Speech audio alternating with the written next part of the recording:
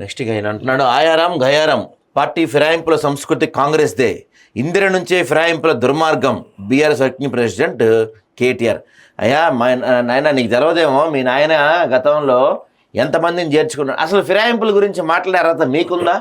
First point, మీకుందా ఫిరాయింపుల గురించి మాట్లాడే అర్హత? మాట్లాడదాం దాని గురించి కూడా మనం. మొదటి దశలోని ఐటీ నాలెడ్జ్ హబ్ అధికారులతో సమావేశమైన మంత్రులు ఉపసంఘాలు. పుప్పాలగూడ పరిసరాల్లోని 450 ఎకరాల హబ్, 5 లక్షల మంది యువతకు ఉపాధి ప్రభుత్వం లక్ష్యం. ఏఐతో వస్తున్న మార్పులను హైదరాబాద్ అందిపుచ్చుకోవాలని చెప్తున్నారు. మరి ఓ పక్కనేమో ఏఐ ఫోటోలు షేర్ చేయొద్దంటారు, ఏఐ వీడియోలు షేర్ చేయొద్దంటారు, ఏఐ వద్దంటారు. మరి ఇక్కడ ఇంకో చూస్తేనేమో ఏఐతో వస్తున్న మార్పులు అందిపుచ్చుకోవాలంటారు. ఏఐ కావాలో వద్దా డిసైడ్ చేసుకోండి మీరే.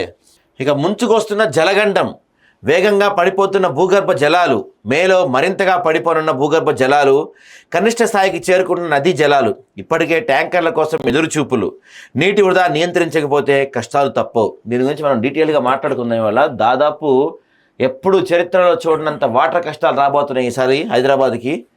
చూద్దాం దాని గురించి.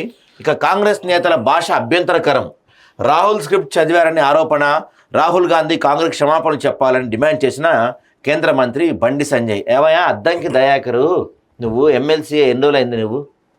నీ రాజకీయ జీవితం ఎంత? నీ రాజకీయ ఇదేంటి? గతంలో కూడా ఒకసారి ఇట్లానే మీ పార్టీకి సంబంధించిన కోమటిరెడ్డి వాళ్ళపైన నువ్వు నోటు దూరి మాట్లాడిన దానికి అనుభవించావు. చాలా రోజులు అధికారం ఉండి కూడా దూరం అయ్యావు. నిన్న నువ్వు మాత్రం అద్దంకి దయాకర్ ఎవరైతే ఉన్నారో నిన్న ఆయన మాత్రం మోడీ పైన చేసిన వ్యాఖ్యలు ఏమాత్రం కరెక్ట్ కాదు.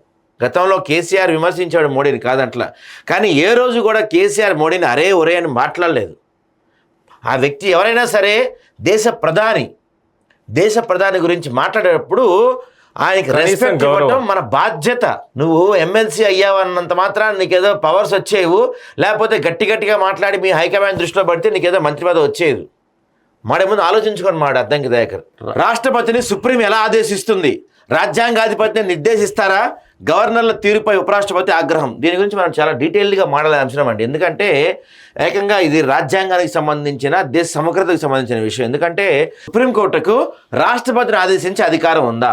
రాష్ట్రపతికి గైడ్లైన్స్ ఇచ్చి రాష్ట్రపతికి టైం ఇచ్చే పరిస్థితి సుప్రీంకోర్టుకు ఉందా? అసలు ఎటుపోతుంది రాష్ట్రం, దేశం అని చెప్పి ఈయన నిన్న కొంత ఆగ్రహం వ్యక్తం చేశారు ఉపరాష్ట్రపతి గారు.